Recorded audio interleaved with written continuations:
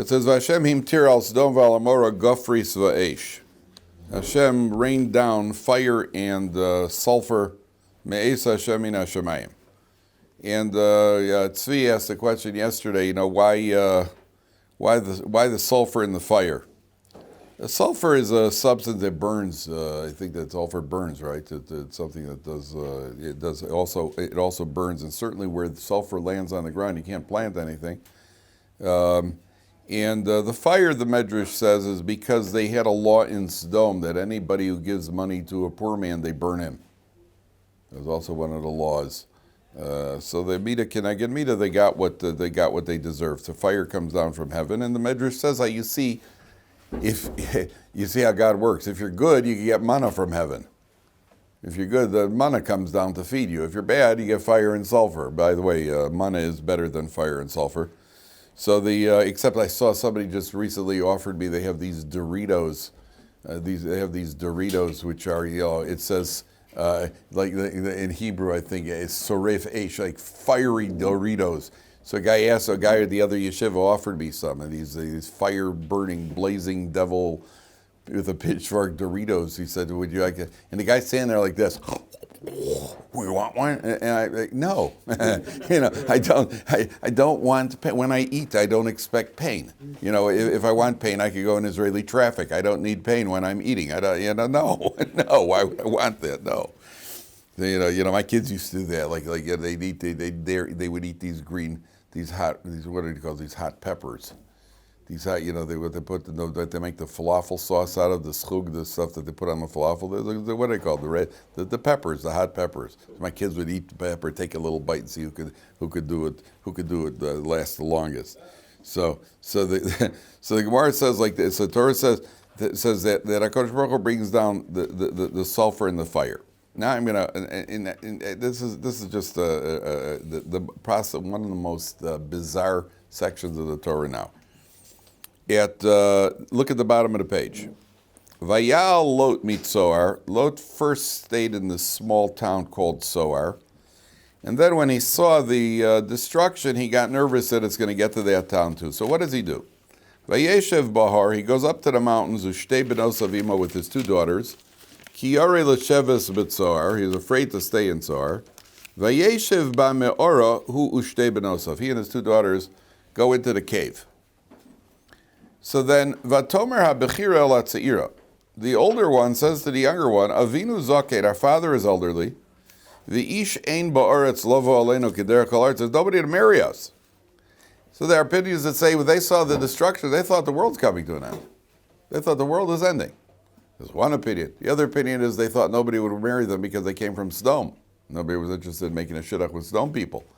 But either way, they're in a state where they think that the world's coming to an end. So they hatch a plot. The first one, the older one says, L'chon nashkes avinu yayin, let's get our father drunk. V'nishkeva imo, we'll lay with our father. V'nechayim avinu zer, we'll have children from our father. Let's let's get him drunk, and then he'll get us pregnant. Vatashkena es avin yayin b'laylu, so they give him wine to drink. Vatova bechir vatishka v'esavia v'lo yada b'shichra uvekuma. She lay with her father. And Lot was so drunk that it's actually got halachic ramifications. The halacha is that if you're drunk and you damage somebody when you're drunk, if you hurt somebody, say you get drunk and you break somebody's glasses, whatever you do, because you're getting wild when you're drunk, you're chayiv. But the halacha says you're chayiv unless you got to the state of what's called shichrusa shalot. Unless you got inebriated, or as the English say, besotted, to the point of Lot drunkenness, where he didn't know he's almost unconscious. V'lo yoda b'shichva uvekuma. He didn't know that she had been with him. Vayihimi mocharas. Now there's a little asterisk by the word uvekuma, because there's a dot there, and in the Sefer Torah there's a little dot, which says that afterwards he realized it, and he's criticized.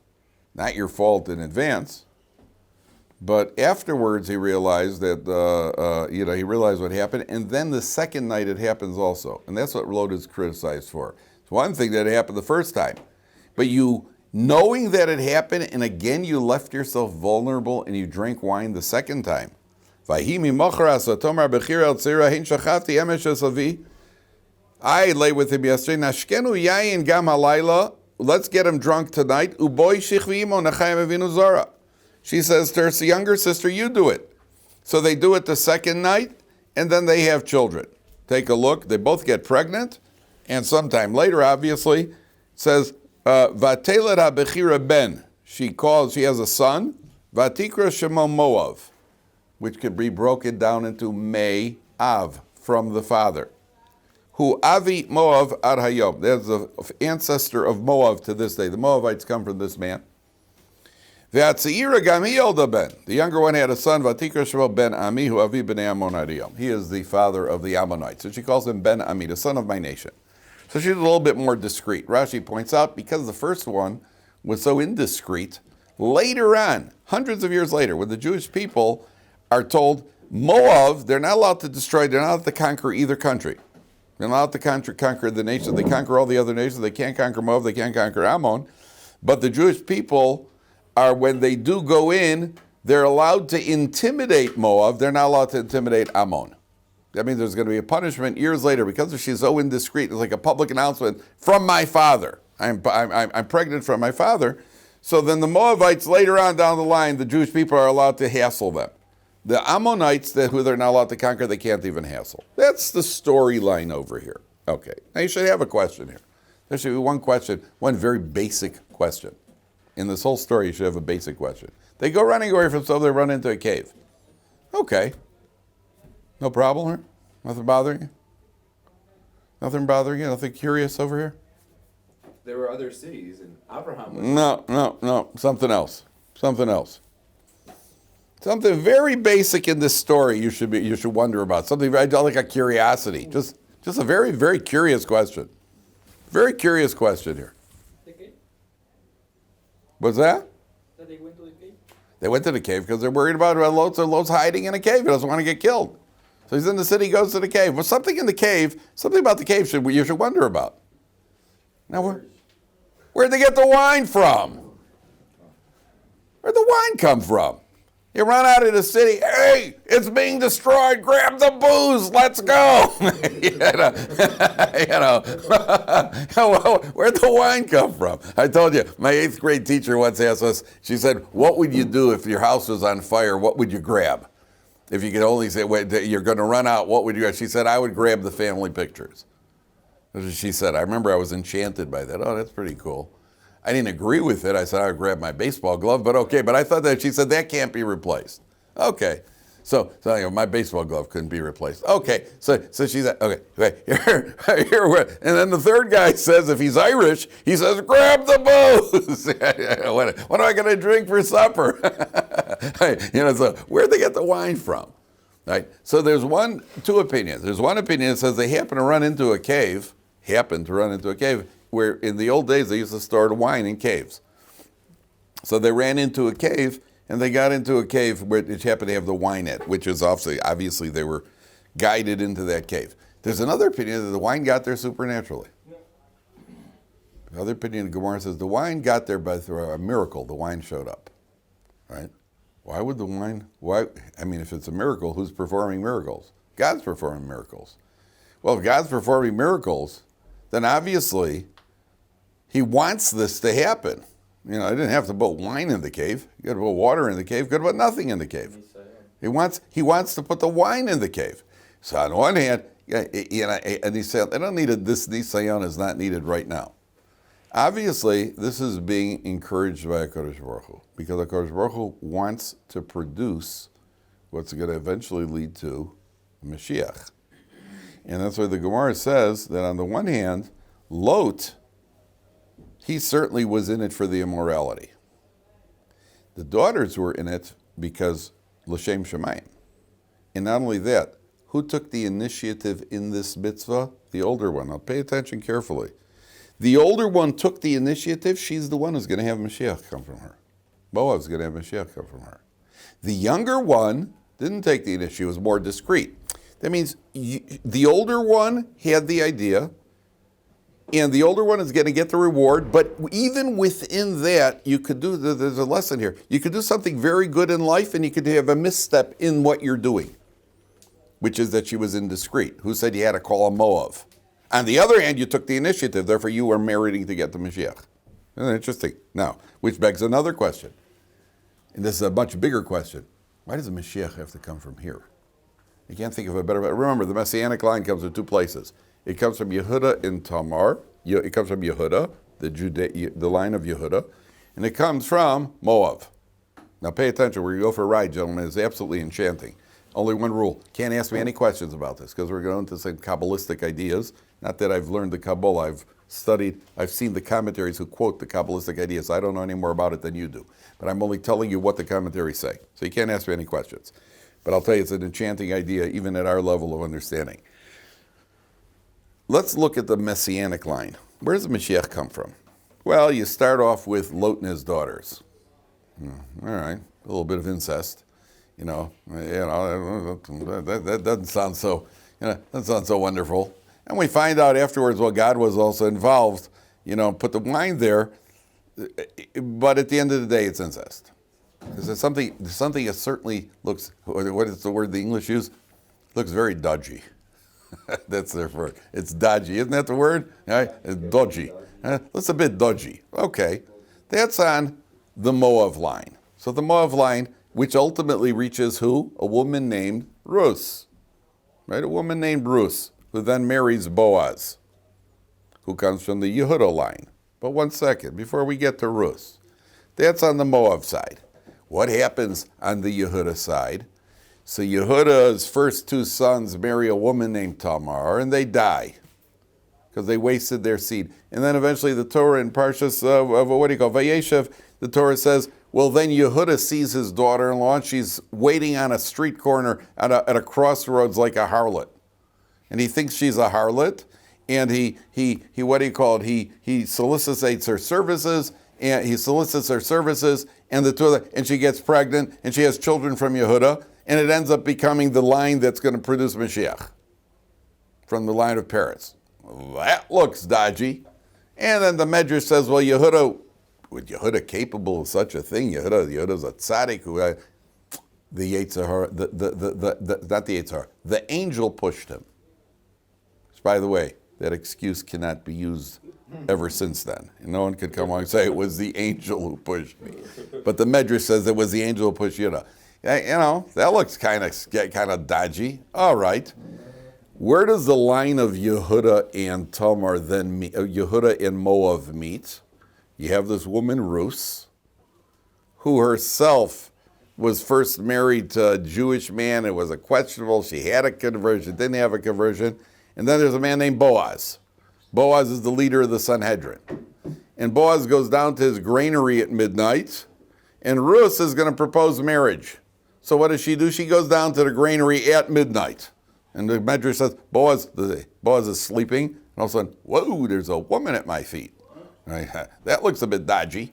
And then eventually they get married, but there's a whole debate. The Sanhedrin, there's a major debate in the Sanhedrin. The Moavites can't marry a Moabite man. Can't marry a Moabite man cannot convert into the Jewish people. Now there's a debate in the Sanhedrin. Does that include Moabite women or it doesn't? Boaz says, no, the women are not included. And the Sanhedrin, the other Chachamim say, no, women cannot marry. You can't marry Ruth. She's a Moabite. She's a Moabite convert. And there's an argument with the thumbs flying. And eventually Boaz convinces everybody that he could. And they say, you're right, you could marry the Moabite woman. So he marries her. And the next morning he dies. Now even the most uncynical person, if you were sitting there, imagine you're sitting in a room and two guys are arguing about about a piece of meat. One guy says it's kosher, no, it's not treif. There was a side that shechita wasn't proper. No, it is kosher, not kosher. And finally you convince him it's kosher. So the guy who convinced him it's kosher takes the meat, he takes a bite and he chokes on it. Even the most uncynical person, I guess not. So Boaz says, yes, he can marry her. No, you can't marry her. I could marry her, can't marry her. All right, he could marry her. He marries her, he dies. The next morning he dies. Right? Right? Right. Yeah, I guess not. Except she got pregnant. She got pregnant, then she continues the line. And who comes out of that line? David HaMelech. Isn't that remarkable? David HaMelech comes from that line. 1 second, it was like a minute, 1 second. David HaMelech comes from that line. Who does David marry? He marries a woman named Bathsheba. How did he marry this woman? He got her husband killed in the war to marry her. She is okay. She's not okay. She is okay. He could marry her. There was a get that was written. The whole thing is dodgy. Who comes from that relationship? Shlomo HaMelech, the Messianic line. So the question is, you got the Mashiach. We're hoping very soon.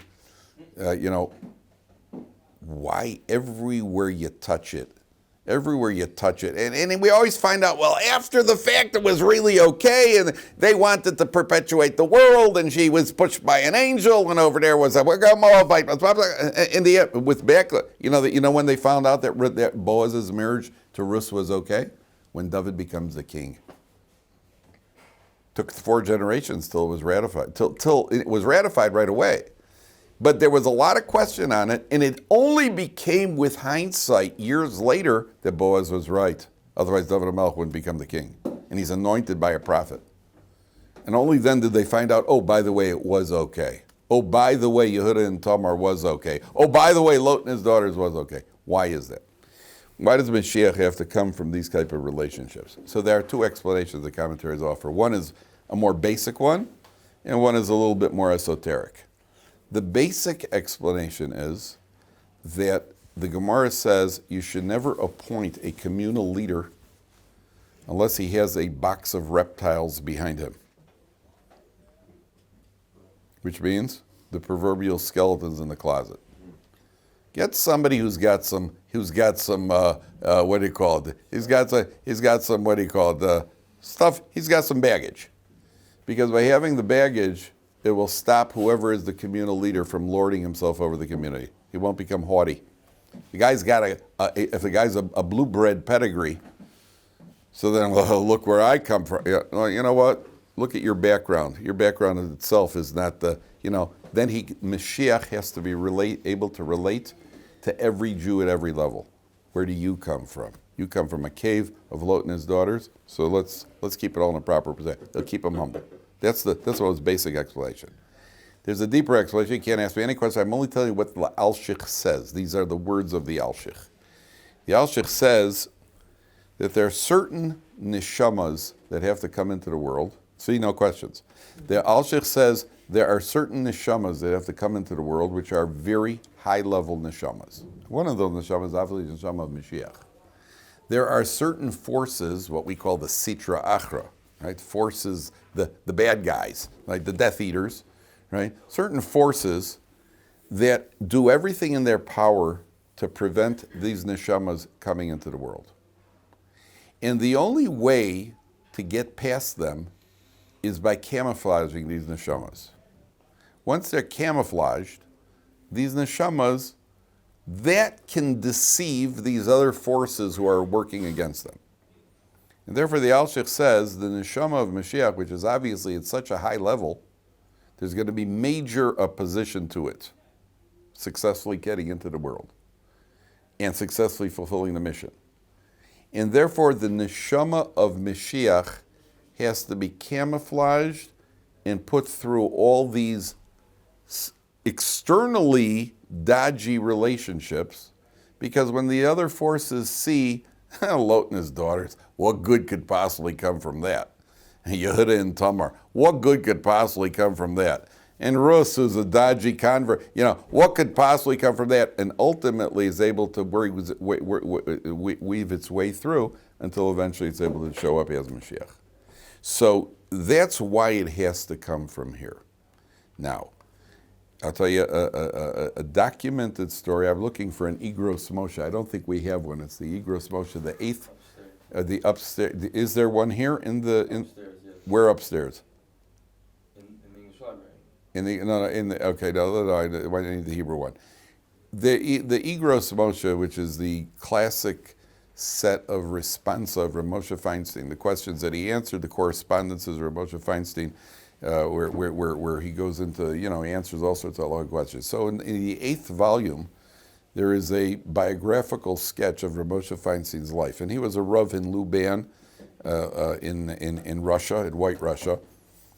And one day he got called in. There was a man. This is documented, and I just read it again this morning to be sure that it's that I got it right. There was a man in Luban who started suffering from an illness. His tongue started swelling, and Rabbi Moshe was the Rav of the town, and they called Rabbi Moshe, and this guy was clearly on his way out. So they asked everybody to leave the room. And he said to Rabbi Moshe, I know why I'm suffering like this. Last week in the Parsha, we were reading the Parsha of Lot and his daughters, and this guy started making insulting comments about Lot's daughters, how they could behave the way that they did. And he said he was making these insulting comments. Then, on the previous Friday night, he had a dream, and he sees two elderly women coming towards him. And these two elderly women come in and they say to him, we are Lot's daughters. And we want you to know that what we did was l'shem shamayim. And the reason that we named the first child Moav is because we knew that at a certain point in the future, there's going to be a rumor about a Messiah who is an immaculate conception. And we knew that we want to counteract that. And therefore we named him Moav, that we could have just as easily said, yes, we got pregnant and it was an immaculate conception. We could have started a story.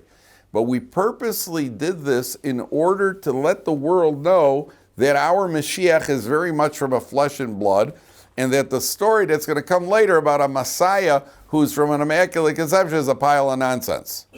And all of our intention was l'shem shamayim.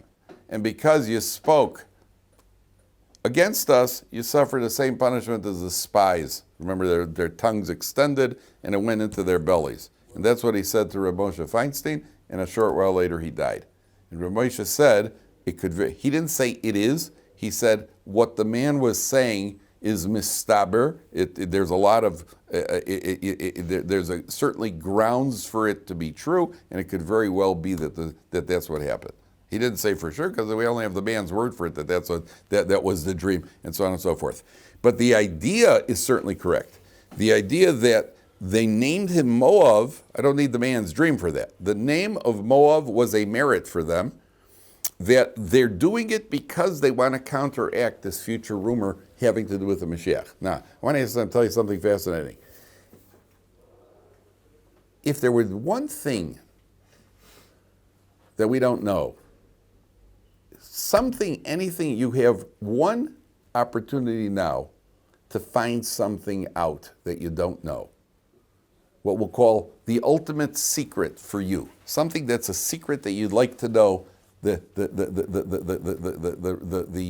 solution to the secret. What would it be? If you could ask one question, what would it be? What group is this? Okay. Well, you know. I would ask, when is Mashiach coming? A lot of people would say, when is Mashiach coming? That's the one thing we don't know. We only know the belief in Mashiach, the Rambam's 13 principles. We believe Mashiach is going to come, and we believe he could come at any time. That's the way. We don't know when. I would love to know the solution to that. See, if that's not the only secret, it's certainly a secret that none of us know. Now, have you ever heard the concept of nichnas yayin? The Gemara says, when wine goes in, yatsa sod, the secret comes out. Right? It loosens, right? You drink and you talk. Right? You drink and you talk. Nichnas yayin, wine goes in, the secret comes out. What's the ultimate secret? It's Mashiach, right? That's the ultimate secret. Nichnas yayin, the wine went into that cave. What came out? Yotzo so, the secret comes out. This is where Mashiach comes from. Mashiach comes from that cave. So Lot and his daughter, Lot himself is an ancestor of Mashiach, and Mashiach comes out of this cave. Okay? Now, take a look at the next pasuk. In the bottom of page 90. Are we able to, all right, we have a few minutes left. It's a bit warm. It's a bit warm. Could use a little air in here. Maybe you could turn on the things. Okay, bottom of page 90. So you have this episode of Avram Avinu. It says Avram Avinu goes off in. If you take a look, Avram Avinu goes with Sarah. They go off to the land of the Plishtim. They go off to Gerar. Now watch what happens here, because this is also a very, very strong indication of human nature. Avram goes to this place called Gror, and again the same story. He says it's his sister. Sorry, Menu is his sister. Same story. So then it says 3 lines from the bottom. Vayishlach Avimelech melech Gror vayikach es Sarah. Avimelech takes Sarah. Again, Avram Avinu goes in, my sister. So he takes Sarah. Thanks, Ron. So then it says, Vayavu Elokim el Avimelech b'chalom halayla. God comes to Avimelech in a dream. Vayomer lo hincha meis al ha'isha asher lakachta v'iblu azbal. You're going to die. She's a married woman. You're going to die. So Avimelech says, Vavimelech lo kar avileh. He didn't know. Vayomer Adonai agoy gam tzadik tarog. You're going to kill the innocent.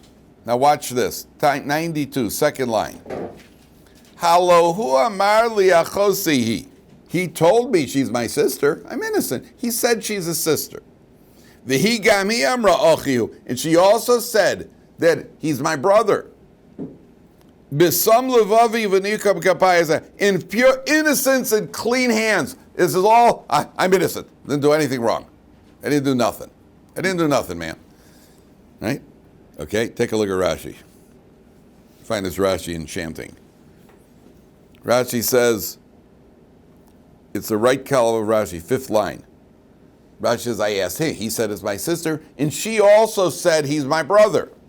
Says Rashi, Gamhi, 5th, right column, 5th line on 92 at Rashi. Gamhi.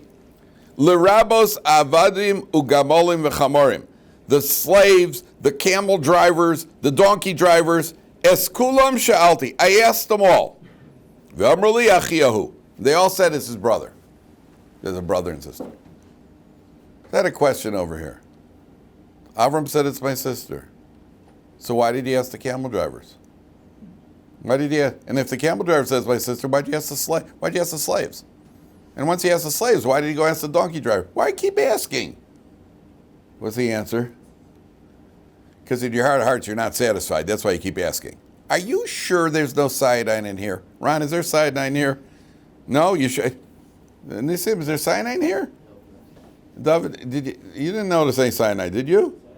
Cyanide. Yeah, does anybody know? Jake, is there cyanide here? No. Why am I keep asking? If I was absolutely sure, I wouldn't keep asking. That's a rule over here. You're not innocent. You're not innocent. The proof is you kept asking. If you were really sure, you would have asked once, and that would have been it. Are you sure? Are you sure? Yeah, it's an attitude in life. When you're not sure, don't do it. As simple as that. You're not sure? Don't do it. Well, if you have to keep asking, then you're not at a point where you should be doing it. Don't go indulge if you're still asking. Are you sure it's got a hechsher? Who's got that? You're at a wedding. Who's the mashgiach? Do you know the mashgiach? No, I'm pretty sure it's kosher. Right? Do you know the mashgiach? Eventually you get tired of asking, so you just eat. It's not the way it works. Till you get clarification, till it's absolutely clear, you should be indulging. And maybe you'll hold it. Till you get clarification, you shouldn't be indulging. That's what the Torah is teaching you over here. Okay? So then he takes her, and she, he gets punished, and eventually he tells Avraham Avinu, take her, and she leaves. Then the Torah goes to page 94. Then finally we have the good news. After all the incest and all the kidnapping, so we finally get some good news over here. Right? Get some happy news. Page 94. God remembered Sarah just like he said. Hashem did to Sarah as he had spoken. What happens? Vatahar, she becomes pregnant. Now you'll notice the word pregnant in Hebrew contains the word har in it. Vatahar. What's a har? A mountain. She became mountainous. Vatahar, she became like a mountain. Is that what happened? Right? No, tahor is with the test. The tahor is with the test. This is vatahar. She becomes like a mountain. Exactly what the word is, which is obviously because women who become pregnant become mountainous. That's what happens. Yeah. Men don't. Right? Women become. Vatela tzar l'Avram ben lizkudav lamoed asher diber etzo Elokim. So he, what do you call it? She bears him a child. Vayikra Avraham es Shem beno anolo asher yolo tzar Yitzchak. And Avram names him Yitzchak, And the first thing he does is Vayamal Avram es Yitzchak v'lo ben shmonas yomim kasher tzivos Elokim. And we said the name Yitzchak contains is the name laughter. We said because it's absolutely absurd that they should have a child. But Yitzchak also means that we laugh at those who think we're not going to exist, because we know that our existence is beyond nature anyway. And therefore we laugh. We mock those who think they're going to set us down. Now, let me ask you a question. When they've been waiting for a child for all these years, what do you think is the first thing that they're going to do with the child? What do you think their attitude to this child is going to be? What do you think the Avram and Sarah are going to be doing with a Yitzchak? What's that? Pampering the child. Pampering him, certainly. And what's their mission going to be with the child? Why do they want to have a child? Making him Talmud Chacham. A good Torah Jew, right? You remember, Yitzchak is the first FFB in history. Right? Avram and Sarah are Baalei Tshuva, convert. Yitzchak's an FFB. The first FFB in history. I would imagine, every morning, Modani Lifanecha, what do you call it, Torah Tziva Lanu Moshe, they're going to wash the Tilas Yadayim, probably a little yarmulke on his head. All those things. Torah doesn't say a word about it. Torah doesn't say a word about it. The first thing we find in what's funny, what's funny? He just said something funny. He's the first FFB in history, right? Okay? Now, there are people, by the way, who put a yarmulke on the baby from the day he's born. There are people who actually put a little yarmulke on the baby from the day he's born, which can only help. What's the first thing Sarah does? Take a look at Paysach Test, page 96. First rule in educating, successfully instilling Torah values in your children. Vateres Sarah es ben Hagar HaMitzri. Sarah sees the son of Hagar, the Egyptian woman, Asher Yolda Avram Mitzachek. Rashi, the Art Scroll translated as he's mocking. Mitzachek. His name is Yitzchak, and this one is Mitzachek. Right? He's a mocker. But Rashi takes it a little stronger. Take a look at the top Rashi, right column. Mitzachek. Right column, 96, top column, top Rashi. Loshon avodas kochavim. There's a loshon of tzchok that's associated with idol worship. Kimoshe Nemar, as it says by the golden calf, vayakubu litzachek. They got up to litzachek. So that's a word that's associated with idol worship. Davar acher, next line of Rashi, is another association. Loshon Gilui Arayos. It's a word associated with immorality. Kimodetema litzachek bi. Mrs. Potiphar, that's what she accused Yosef of doing. Litzachek bi, immorality. Oh, we're not done. Davar acher loshon ritzicha. It's a terminology used by murder. Kimodechsiv yakumu na ne'orim v'yisachaku lefanenu. There's an episode in Nach where they get up to entertain. They have some entertainment. They end up blood spilling.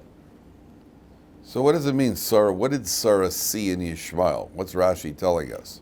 She takes a look at this Yishmael, and she sees potential idol worship, immorality, and murder. The big three sins. So what does she do? Vatomer la Avraham. She doesn't waste any time. Goreisha ama hazos vespana. Get rid of this maidservant and her child. Ki lo yirash benam zayin b'niyim Yitzchak.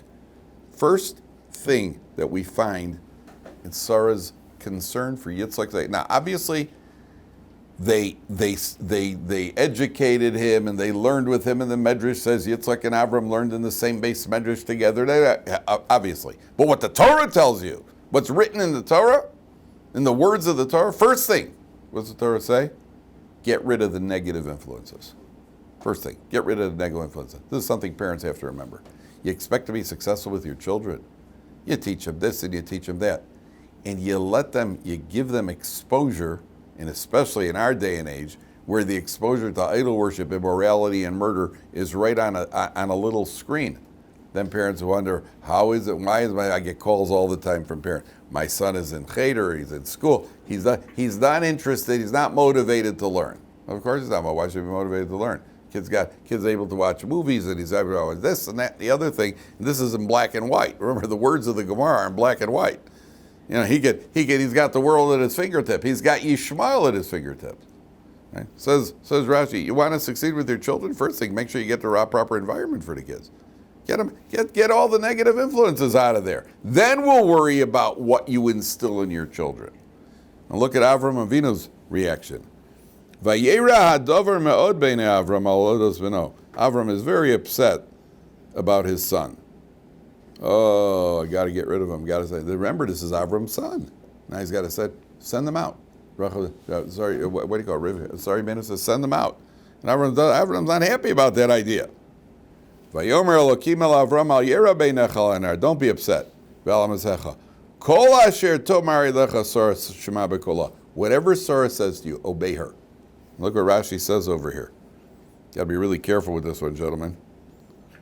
Rashi says on where is it? Right column, about a little more than halfway down. Pasuk Yud Beis. Shema bekola, obey Sarah. Listen to Sarah. Says Rashi, Bikol Ruach HaKodesh Sheba. She's got Ruach HaKodesh. Lamadnu Shehoya Avraham Tafel L'Sara B'Nevius. We learned that Avram was secondary to Sarah in level of prophecy. How do you like that? How do you like that? Feminists never complain about that, Rashi. Right? Avram was second to Sarah in Nevius. My mother, she's living with me well, she always used to quote this Rashi. So just remember, the Torah says Sarah was greater. I told you, I used to say, my mom, the Torah points out the exceptions. And I'm just my luck. My wife's first name is Sarah, so just my luck, you know. So Avram Avinu has to send Yishmael out of the house. Okay, now take a look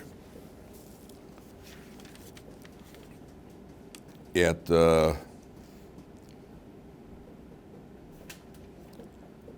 Perek Chaf Aleph Pasuk Yud Tes. So they go out to the desert, and the first thing that happens is, still on 96. They go out to the desert, and Avram Avinu gives them a certain amount of water, but Yishmael has got a fever, so they run out of the water. And right, Pasuk Tesvav 15, Vayichlu habayim min hachemes.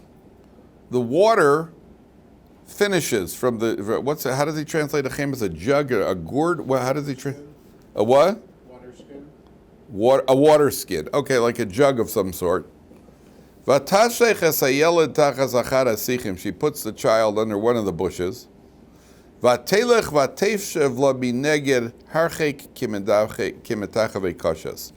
She goes and sits at a distance far off, as far as you could shoot an arrow. I can't bear to see the child die. She starts crying. I can't bear to see the child die. So I heard somebody once said, there isn't a Jewish mother in the world who would do this. A Jewish mother in the world isn't thinking, who's Hagar thinking about right now? Child's dying of thirst. Who's she thinking about? Herself. I can't bear to see the child die. That's what she's thinking. There's a Jewish mother in the world who does that. Child needs me near her, I'll stay near him. I don't care how much it's going to cost me. That shows the difference in attitude. There's no Jewish mother would do that. And so she starts crying. And then the angel comes to her and says, don't worry. Why are you crying? Pick him up. He's going to be a big nation. Last point, gentlemen. This applies to you every single day. Vayivkach Elokim es eineha, top of page 98. God opens her eyes. Vatera be'er mayim. She sees a well. Vatelech vatamale es achemes vatashkes. She fills it with water. She gives it to drink. What doesn't it say happened? It doesn't say God created a well miraculously. It says God opened her eyes and she saw the well. What does that mean? It was there the whole time. It was there the whole time. You say you didn't see it. When you're learning Gemara, didn't it ever happen to you? What does she find? What was there all the time? There was water. Water is always a metaphor for what? Torah. Didn't it ever happen to you? You're learning the Gemara, you read it twice, 3 times, you don't get it. And then the 4th time, like, goes, that's what it means. Oh, that's what Tosos means. It happens all the time. It means it was there all along. It's there all along. Same words. Just that you put in the effort. Now God decided you deserve to have your eyes opened. It's not that you figured it out. It's not that I figured it out. I put in the effort. Then God says, okay, now you've earned the assistance. Now I'll open your eyes. The water was there. The water was there all along. It's a rule in life. I heard an interesting thing from Rabbi Salinger, that sometimes a person's got a problem and you just think, I don't see any way out of this. And then the solution is rather simple, and all it takes is having your eyes open a little bit. That's why sometimes it helps to go to ask somebody else. We're so tzahitz and bent out of shape because of the issue that we can't even see it's right in front of our nose. The solution is right in front of our nose. Can't even see it until you go and ask somebody else. And so you say, oh, why didn't I think of that? You didn't think of it because you're so tzahitz, your eyes are closed. You can't even think straight until somebody else tells you. And you say, hey, that's pretty simple. That's a simple solution. And just just do this, that, or the other.